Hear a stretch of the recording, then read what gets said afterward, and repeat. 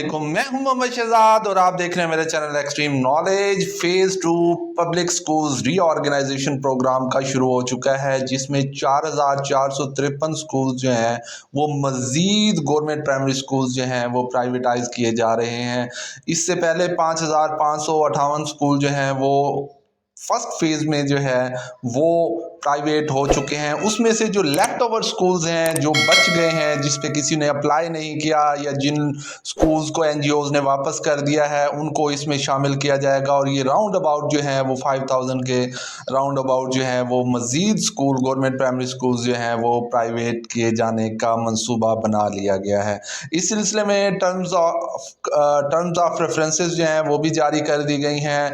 और अब आज की इस वीडियो में मैं आप लोगों को ये बताऊंगा कि इंडिविजुअल कैटेगरी जो है, बहुत सी कैटेगरीज जो हैं, नई कैटेगरीज भी शामिल की गई हैं इसमें, लेकिन स्पेसिफिक पर्टिकुलरली मैं इस वीडियो में आप लोगों को बताऊंगा कि इंडिविजुअल कैटेगरी के लिए जो एलिजिबिलिटी क्राइटेरिया है एप्लीकेशन देने का वो क्या है। आज की इस वीडियो में हम इसी बारे में बात करेंगे। वीडियो के साथ जुड़े रहिएगा, वीडियो को एंड तक देखिएगा ताकि आपको कंप्लीट डिटेल जो है वो समझ आ सके।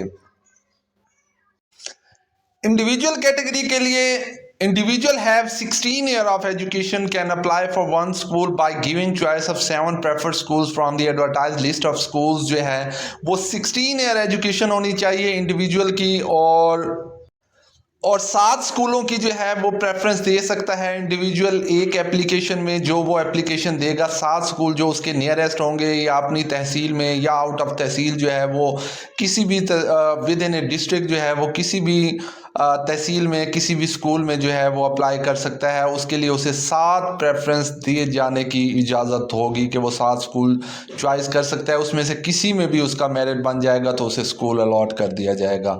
Secondly, applicant must possess at least 5 year of post qualification experience होना चाहिए। 5 साल का कम अज़ कम जो है पोस्ट क्वालिफिकेशन एक्सपीरियंस होना चाहिए। अच्छा, इससे ऊपर जो फर्स्ट है उसमें एडवर्टाइज लिस्ट ऑफ स्कूल्स के बारे में बात हो रही है, तो वो एडवर्टाइज लिस्ट ऑफ स्कूल्स जो है वो भी पेफ की, पंजाब एजुकेशन फाउंडेशन की साइट पे मौजूद है। सेकेंड फेज़ की वो आप वहाँ पे जाके जो है डाउनलोड करके देख सकते हैं कि आपके नियरेस्ट जो हैं कौन कौन से स्कूल शामिल हैं। तो वो आप उन स्कूल्स की लिस्ट जो है वो आपको जो है वो बहुत फ़ायदेमंद साबित हो सकती है, क्योंकि उन्हीं में से देख के आपने EMIS कोड होता है एक स्कूल का, वो आपने लिखना होता है, स्कूल नेम लिखना होता है और 7 प्रेफरेंसेस जो है वो आपने देनी है।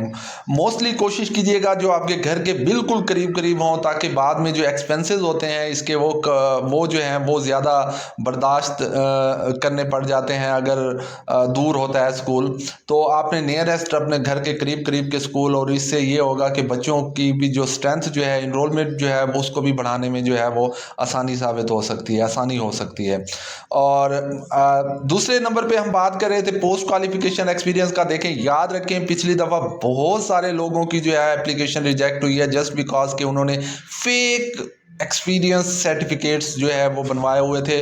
और एक बात समझ लें, आपके ये पोस्ट क्वालिफिकेशन एक्सपीरियंस की बात हो रही है। आपकी जो देखें, इन रिजेक्शन वाले जो पिछले फेज़ 1 के जो लोग थे उनकी रिजेक्शन की एक वजह यह भी थी कि उन्होंने एक्सपीरियंस सर्टिफिकेट बनवाया, एक तो फेक, और दूसरा फिर अगर बनवा लिया तो उन्होंने जो है अपनी क्वालिफिकेशन के बाद जो एक्सपीरियंस होता है वो पोस्ट क्वालिफिकेशन एक्सपीरियंस उन्होंने पहले ही क्योंकि पढ़ाना शुरू कर दिया था तो उन्होंने पहले वाला जो ड्यूरेशन है वो भी उसमें ऐड कर दिया। तो ये नहीं करना होता, इससे क्लियरली जो है वो आप फंस जाते हैं।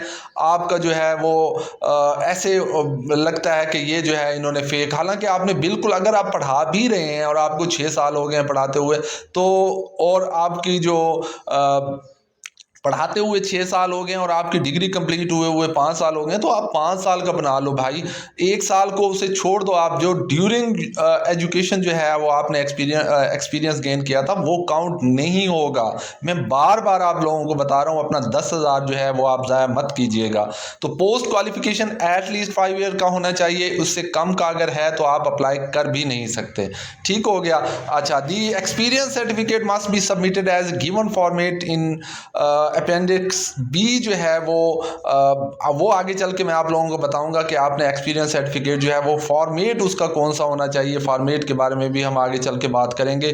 फिलहाल के लिए इतना ही कि 5 ईयर का एक्सपीरियंस होना चाहिए और पेफ का जो पंजाब एजुकेशन फाउंडेशन ने जो फॉर्मेट दिया है उसी के मुताबिक ही होना चाहिए। उसके अलावा जो हम अपने फॉर्मेट पे एक्सपीरियंस सर्टिफिकेट बनाते हैं वो नहीं चलेगा।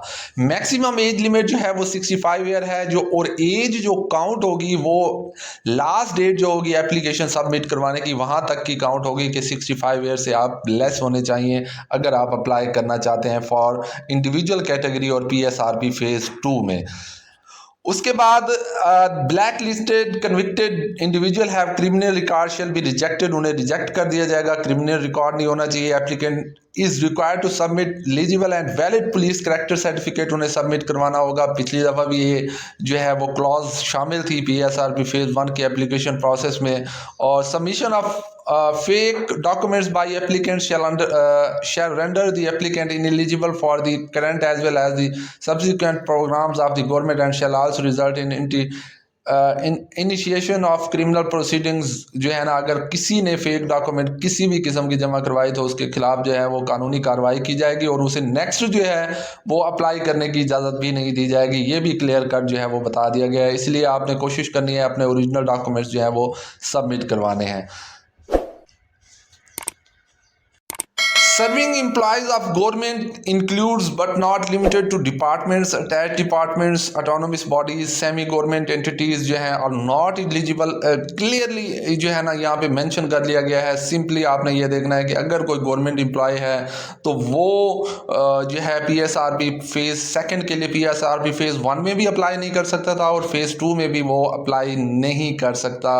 वो एलिजिबल नहीं है इस गवर्नमेंट PSRP फेज़ 2 की एप्लीकेशन वो सबमिट नहीं करवा सकता। तो ये थी हमारी आज की वीडियो। होप्स हो कि आपको ये वीडियो पसंद आई होगी। If you like this video kindly subscribe my YouTube channel and also press the bell icon ताकि मेरी हर आने वाली न्यू एंड ट्रू इन्फॉर्मेशन आप तक पहुंचती रहे।